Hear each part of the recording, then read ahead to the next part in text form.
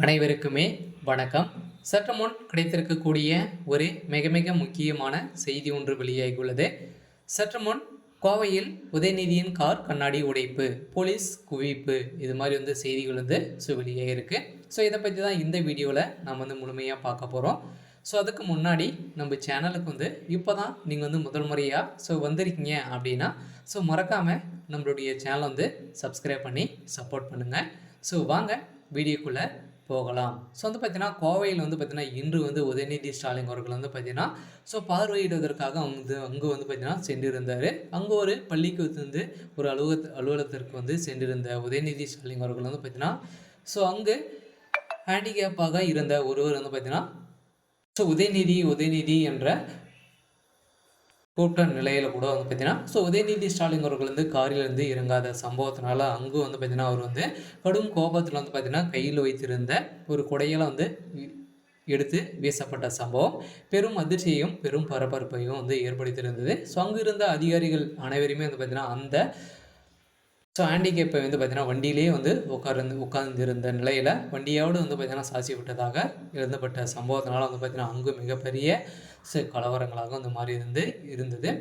இருந்தாலும் உதயநிதி ஸ்டாலின் அவர்கள் பார்த்தீங்கன்னா வந்திருந்த போது பார்த்தீங்கன்னா கீழே கூட காலை வைக்கக்கூடிய நிலை இருந்த நிலையில் காரில் உட்கார்ந்திருந்தபடியே பார்த்தீங்கன்னா மக்களிடையே பேசிய சம்பவத்தினால்தான் அங்கு உதயநிதி ஸ்டாலின் அவர்களுடைய கார் கண்ணாடி உடைக்கப்பட்டு அங்கு விரட்டடிக்கப்பட்டதாக ஒரு பரபரப்பான செய்தி வெளியாகி வருகிற நிலையில் இப்போ பார்த்தீங்கன்னா உதயநிதி ஸ்டாலின் அவர்களது மருத்துவமனையில் அனுமதி பெற்று சிகிச்சை பெற்று இருக்கும் நிலையில் இருந்தாலும் பார்த்தீங்கன்னா ஏற்கனவே பார்த்தீங்கன்னா உதயநிதி ஸ்டாலின் அவர்கள் ஒரு மிகப்பெரிய பிரச்சனைகள் தான் இருக்கா இல்லையா. சனாதனத்தில் சிக்கி இந்து மக்களை அனைவருமே இந்துக்களை ஒட்டுமொத்தமாக ஒழிக்கணும், மலேரியா டெங்கு போல் ஒழிக்கணும் அப்படின்ற மாதிரி தரைக்குறைவாக தான் இது வரைக்கும் பார்த்தீங்கன்னா துணை முதல்வர் பதவி வாங்கினதுலேருந்தே ஒரு மிகப்பெரிய